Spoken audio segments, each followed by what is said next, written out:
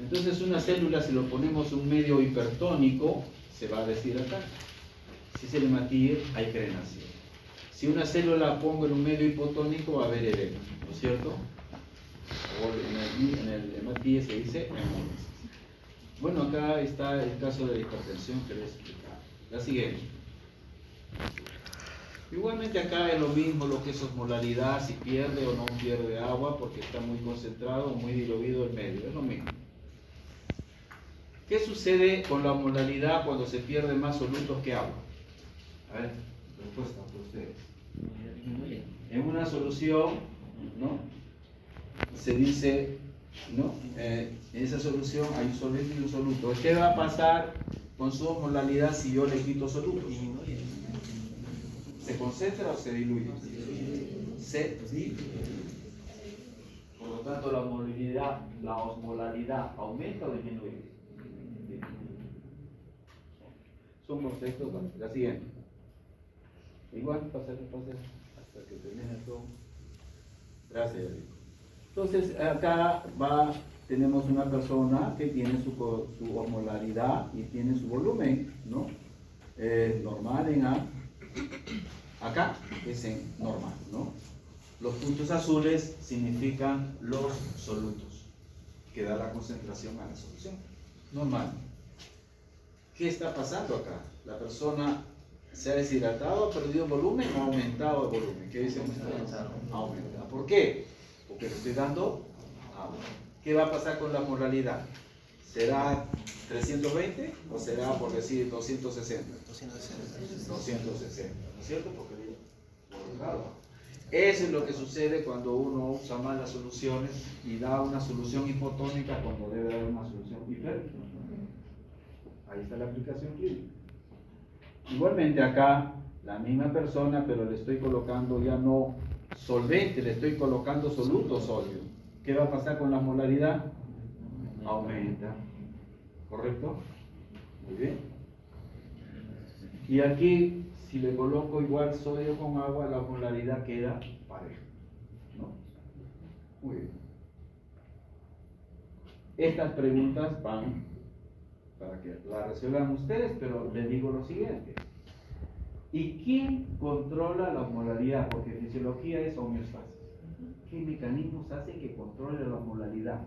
Ustedes, ahora que está de moda que todo el mundo toma agua, y van al baño, y gastan papel higiénico y esas cosas. Cuando toman agua, ¿qué está pasando con su osmolaridad? ¿Está? Disminuyendo. Disminuida. ¿O aumentada? Disminuida. Disminuida. Si está disminuida, ¿es porque le está sobrando agua o le está faltando agua? Sobrando agua. ¿Correcto? ¿Eso quién lo detecta en mi organismo? El hipotálamo, ¿no? Receptores de osmolaridad. Osmoreceptores. Y dice, oye, está disminuido la osmolaridad. Toca el timbre al núcleo supraóptico del hipotálamo y dice, oye, pues, ¿qué le va a decir? ¿Que aumente la hormona antidiurética o que disminuya la hormona antidiurética? Que disminuya y ustedes van al baño de acá a una hora se tomó eso. Porque hay más aporte de líquido al riñón. O sea que todo lo que han tomado lo elimina. ¿Correcto? Lo contrario, ¿quién no se ha pasado deshidratado a veces por estudiante, comillas? Se me olvidó tomar desayuno, almuerzo, no tomo líquido. ¿Cómo sale la orina? ¿Por qué está concentrada la orina? ¿Por qué está concentrada la orina? No se elimina mucha agua. Porque no elimina agua. O sea, elimina menos solvente. Los solutos los sigue eliminando. La orina sale concentrada. Pero ¿por qué elimina menos solvente? ¿Qué ha pasado en el riñón? ¿Qué ha hecho el riñón? Ha retenido agua. ¿Por qué ha retenido agua? Porque ha actuado en demasiado la hormona antidiurética. ¿Dónde actúa la hormona antidiurética? ¿A qué nivel? ¿En el glomérulo? ¿En el proximal? ¿En el enlace de Henle? En el colector y en algo en la parte distal del distal. ¿Y por qué hay aumento de hormona antidiurética? No se elimina. Porque el hipotálamo ha producido. ¿Y por qué produció el hipotálamo exceso de hormona antidiurética? Porque el plasma estaba ¿qué? Concentrado, ¿verdad? ¿Y eso por qué? Porque hubo un hermoso osmoreceptor que se dio cuenta de ello. ¿Cuál? Osmoreceptor. Entonces, he hecho al revés, ¿no? ¿Se han dado cuenta? De esa manera, la fisiología nos enseña cómo es nuestro organismo. O sea, es una maravilla. ¿Quién ha hecho eso? La siguiente. Bueno, pasamos ahora sí a hematología. Como decía el alumno, hematología, la sangre, una de sus tantas funciones es la de transportar. ¿Qué transporta? Elementos fuertes. De todo. Ahí está, en el plasma están los electrolitos. En el plasma están las sustancias que actúan en la osmolaridad. En el plasma está todas las hormonas que hacen relación, una comunicación endocrina entre la hormona, la glándula, la hormona y el target, o sea, el blanco, el tejido blanco. En la sangre tenemos también catabolitos, producto de la oxidación de nutrientes. ¿Qué nutrientes conoce usted? ¿Cuál es su apellido? ¿Cuál es nutriente? A ver, una ayudadita. Carbohidratos, grasas, proteínas, que son los macronutrientes, ¿no? Y que al oxidarse producen elementos de catabolismo, que tienen que ser eliminados por algún órgano. Los órganos que eliminan las sustancias catabólicas que ya no nos sirven, ¿no? Se llaman emuntorios. ¿Cuántos emuntorios tenemos? ¿Por dónde elimina sustancias tóxicas? A ver. A través del sistema, Uno. sistema excretor, sistema Excretor, está hablando urinario. No, el Dos. sistema digestivo también. Digestivo, ¿no? Y a través del sudor también. Muy bien. Y luego, Claro, respiración. 4. Se acabó. Esos son muy bien. Sí, muy bien. Correcto. ¿Qué otra función tiene la sangre? Transporta oxígeno. ¿Cómo va el oxígeno en la sangre? Principalmente, ¿cómo va? Unido a la hemoglobina. ¿Es un matrimonio o es un servinaculo? ¿Ah? ¿Saben lo que es servinaculo? Puntito nomás, ¿no? ¿Sí? ¿Sí? No pasó nada. ¿No? Bueno, así está de moda ahora, ¿no? Después de 3 años no pasó nada. Esa es la digo. Entonces, va unido en servinaculo, entre comillas, con la hemoglobina del glóbulo rojo. Pero también el oxígeno va diluido en el plasma. Eso lo vamos a ver. Igualmente, el anhídrido carbónico que procede de la célula va con glóbulo rojo, pero también va diluido como bicarbonato. ¿Está bien? Mire, cuántas cosas. Igualmente, la sangre da el calor al cuerpo. ¿Sí o no? ¿Qué pasa cuando hay frío? ¿Cómo están sus dedos? ¿Están calientes o están fríos? Fríos, ¿no es cierto? Ahora se siente, ¿verdad? Muy bien. Y si se ven el dedo y relacionan el color del dedo con el calor del antebrazo o brazo o del pecho, van a ver que está más pálido. Hay menos sangre. Entonces la sangre también mantiene el calor. ¿Sí? Una vasodilatación del vaso sanguíneo hace que vaya más sangre a la parte periférica y eso contribuye también con la pérdida de calor.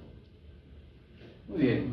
Entonces hay una serie de funciones, ni que se diga, en la sangre existen los buffers o tampones.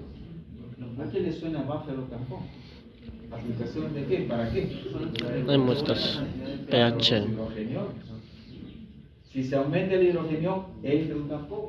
Si disminuye el hidrogenio, entra el otro componente del tampón, porque el tampón tiene dos componentes, ácido y base. Entonces, cada vez que se altera la concentración de hidrogeniones, actúan los buffers. El principal buffer es el más grande y el más potente, es el buffer bicarbonato ácido carbónico. Pero también tenemos buffer fosfato, ¿no es cierto? Buffer proteinato, o sea, todo eso está en la sangre. Correcto. Y en la sangre tenemos un elemento muy importante. Tenemos la albúmina. ¿Por qué es importante la albúmina? ¿Qué relación hay entre la albúmina y la osmolalidad? La albúmina y el volumen. La albúmina retiene agua, presión osmótica. Y la presión arterial hace que la sangre salga por el capilar. Entonces siempre hay una lucha en el tejido entre la presión hidrostática, que hace que el plasma salga al intersticio, medio interno, y la albúmina, que hace que se retenga el líquido en el capilar. Opuesto. Si es opuesto eso, ¿qué sucede cuando yo tengo hipoalbuminemia? O sea, una albúmina menor de 3.5. ¿Qué puede pasar? La persona se deshidrata, se hincha. ¿Qué sucede? ¿Qué va a pasar con el líquido? Sale del capilar al intersticio y la persona se edema. Uno pone el dedito y deja una huella, fovea, con B chica. Vayan anotando, miren cuántos términos ya estamos diciendo. Eso se pone en el desarmador. Escriban. ¿Correcto? Entonces, conclusión, cualquier enfermedad que disminuya la albúmina, hipoalbuminemia, va a hacer que el paciente, entre comillas, se edematice. ¿Correcto? Entonces, concepto básico relacionado con presiones. También entonces la albúmina transportada por la sangre tiene esa función. Muy bien, vamos entonces a hablar de la hematología, fisiología de hematología, y bueno, la primera lámina, pues obvio, tiene que ser un glóbulo rojo que tiene, como ven, una parte periférica más crómica que la parte central. Y ustedes ya saben por qué. ¿Cuál es la respuesta? Porque es bicóncavo. La parte central es más estrecha, más delgada, y la parte periférica es más ancha. Por lo tanto, a la coloración, la parte periférica sale más crómica y la parte central más pálida. ¿No es cierto? Glóbulo rojo. Tenemos acá una célula mucho más grande, esto casi 7 micras, este mide como 14, 15 micras, y miren, tiene el citoplasma, ¿de qué color? Rojo, gránulos rojos. Y como tiene gránulos rojos, se llama eosinófilo. ¿Cuál es la función del eosinófilo? Entre otras cosas. En los estados de alergia, estado de parasitosis aumenta, ¿verdad? ¿No? Hemoglobina E, ¿qué producen después? Histamina como el mastocito. Bueno, y acá tiene un basófilo, gránulos azul, ¿correcto? Acá tiene una célula mononuclear, este es un linfocito, y los neutrófilos tienen el núcleo lobulado. No son varios núcleos, sino que es uno que está lobulado y que da la impresión que fueron bastantes núcleos. Y por eso se llama neutrófilos, granulocitos. De eso es lo que vamos a hablar en los siguientes minutos. Lo siguiente. Bueno, entonces en el adulto la hematopoiesis obviamente se realiza en la médula ósea. En el feto el problema, la hemopoiesis se realiza ¿dónde? En la médula ósea. Ana, ¿dónde? Vaso, güey. Y ya cuando uno sale ya medio externo, ya uno quiere regresarse ahora, ¿no? Pero entra ya la médula ósea. ¿Correcto? Entonces, cualquier daño de la médula ósea se va a expresar en problemas de la formación en exceso o en déficit. ¿De quiénes? Del glóbulo rojo, del hematíes, del glóbulo blanco y de las plaquetas. ¿Correcto? En exceso, ¿por qué dice usted? Una enfermedad que produzca células que vienen de la médula ósea en exceso, ¿cuál sería? ¿Qué sabe? Cultura general. ¿Qué enfermedad? Trombocitopenia y lo contrario, disminución de la plaqueta. Politemia vera. Fuerte. Politemia vera. Policitemia. Muy bien. ¿Qué es policitemia? ¿Usted ha llevado el curso ya o viene de otro lado? ¿O tiene otra especialidad? No, lo de hígado. ¿Ah? Lo de hígado. Muy bien. Policitemia vera. Poli muchos. Hemia sangre. Vera que no se conoce. Primario. Entonces la persona que vive en Lima y que tiene una hemoglobina, una mujer, viene con 17 gramos de hemoglobina.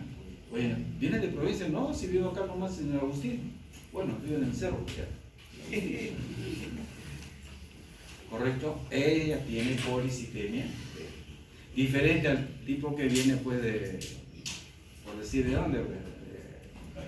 Huancayo, La Oroya, que sé. Ellos sí tienen policitemia, pero no es vera, es policitemia de altura, porque hay hipoxemia, pero acá en la costa no hay hipoxemia. A ver, piensen un poquito. Pongamos que vive en Lima y tiene policitemia, ya sería una cosa normal. La pregunta sería, ¿qué órgano pudiera estar produciendo esa policitemia? En relación al glóbulo rojo estamos hablando. Policitemia y glóbulo rojo, no es glóbulo blanco, no es plaquetas. La respuesta sería, ¿qué fenómenos, qué sustancias, qué eventos se necesitan para que se formen glóbulos rojos? Fuerte, la eritropoyetina. Ah, caramba. Yo tendría que tener entonces un exceso de ¿qué? Entonces viene la otra pregunta. ¿Dónde se forma la eritropoyetina? Principalmente, déjenme yo sola. Ha nacido sola, va a morir sola. ¿Fuerte? No le escucho. ¿Usted? En el riñón. Por lo tanto, debe estar pasando de repente algo en el riñón para que se produzca más eritro o tener pues un cáncer de riñón. Va a producir exceso, en algunos casos, de eritropoyetina o un tumor X que produzca eritropoyetina. ¿Está bien? Porque si no hay nada de eso, voy a tener que aceptar que es una policitemia vera primaria que no se sabe la causa, pero que puede después, con el tiempo, hacerse maligna. Entonces, en la hemopoiesis existe, pues, es necesario saber el granulocito, las plaquetas y los hematíes, cómo es su proceso de formación, para entender luego los problemas. La siguiente. Doctor, ¿y qué se hace en ese caso de policitemia vera? Primero, descartar que haya un problema externo a la médula ósea que esté produciendo eritropoyetina, un mapeo. Si son tumores, extracción. Si no encuentro nada de eso, mismo es primaria. Entonces, en algunos casos, cuando lleva muchos síntomas, se usa sustancias alquilantes, sustancias que se usan en cáncer. ¿Correcto? La siguiente. Bueno, acá estamos. Muy bien. Dentro de la hematopoiesis, ¿no? Donde existe esta situación, se realiza en la médula ósea y tenemos una serie de células primarias con bastante potencial que son las que van a dar la serie roja, la serie blanca, la serie de plaquetas, ¿no? La serie de monocitos y la serie de linfocitos, en un inicio. Y tienen sus nombres: células troncales, hematopoyéticas, células progenitoras, hematopoyéticas. Por ejemplo, estas son las que se usan en el trasplante de médula ósea. Ustedes saben que se hace trasplante de médula ósea, ¿no? Y entonces se busca esta célula. ¿De dónde se les trae? Obviamente se les trae pues, de la médula ósea o de la sangre con procedimientos especiales. Luego tenemos células de este tipo, precursoras, y por último las células normales que circulan. Todo esto es un proceso de maduración. se necesita de ingredientes para esa modulación, se necesita de sustancias que estimulen. Unas son la eritropoyetina, la trombopoyetina, otras son factores importantes como interleuquinas. ¿Correcto? Para mí, con que sepan y que quede que hay una eritropoyetina, que hay una trombopoyetina y que existen factores llamados interleuquinas que actúan en estas series. Hasta ahí nomás. ¿Correcto? La siguiente.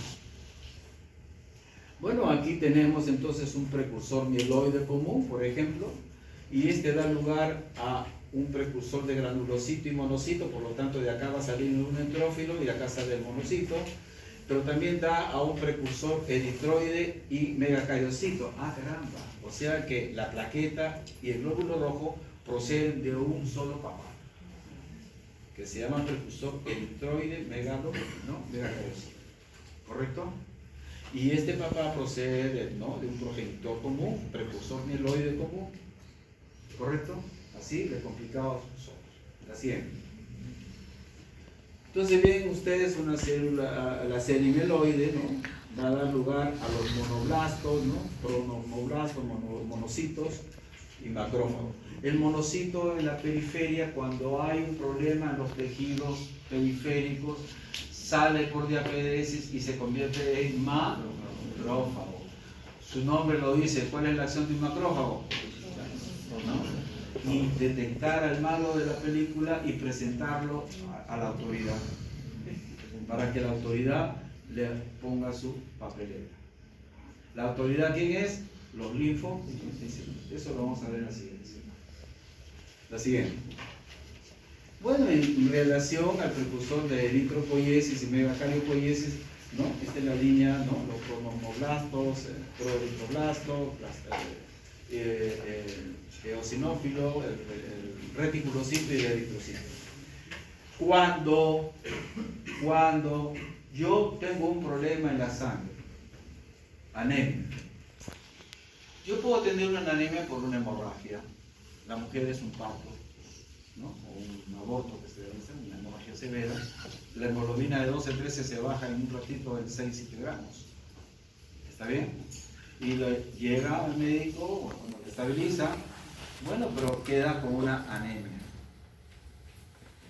Pasan unos días y entonces van a ver que la sangre, la médula ósea, no solamente acelera la formación de glóbulos rojos, sino también pues salen otros glóbulos rojos no maduros.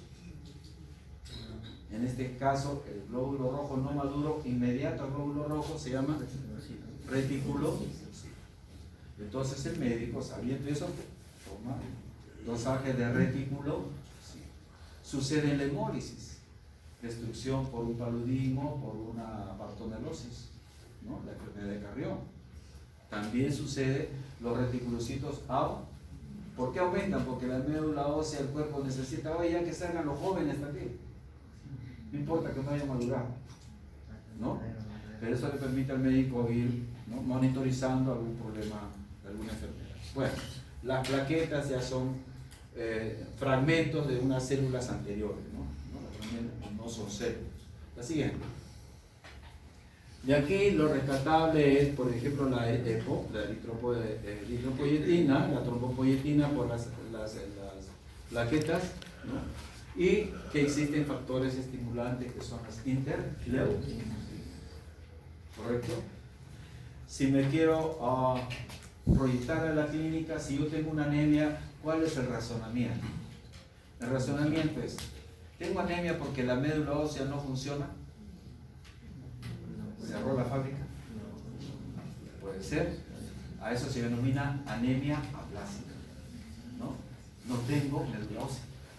No tengo porque me han irradiado, no tengo porque me dieron una sustancia, yo hice reacción anormal a esa sustancia y malogré las células progenitoras de la médula ósea. Ese es un grupo de anemia. No, la fábrica está bien. Lo que pasa es que no le llegan los ingredientes. Pues. ¿Cuáles son los ingredientes, entre comillas, para que se forme un glóbulo rojo? El hierro, la vitamina B12, ácido físico. ¿Correcto? Entonces, si no llegan esos ingredientes, ¿cómo va a formar la médula ósea un glóbulo rojo? Lo forman con alteración. Pero no, los ingredientes están normales y la fábrica está normal. Entonces, ¿dónde está el problema? En la periferia. Una hemólisis, una hemorragia. ¿Correcto? Más o menos ese es el razonamiento del médico, de todos los hematólogos. Pero para eso yo tengo que saber fisiología. Ciencias básicas. La siguiente. Bueno, la mielopoiesis, acá está la célula madre y terminamos con los eosinófilos, los basófilos y el segmentado neutrófilo. La siguiente.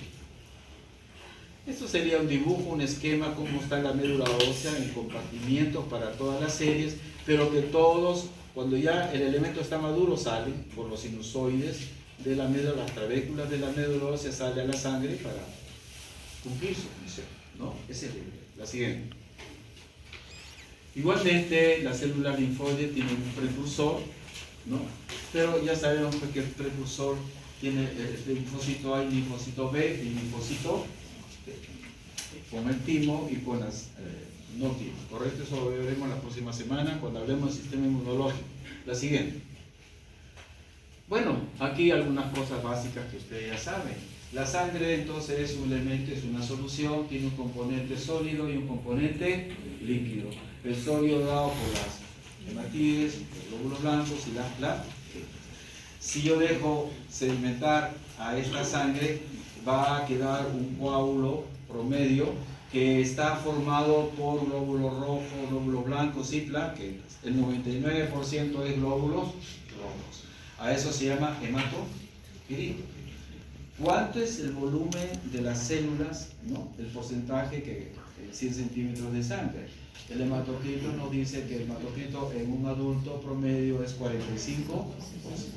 Por lo tanto, el 55% es el plasma, ¿no? El elemento de solución. Es lo que estamos pidiendo acá.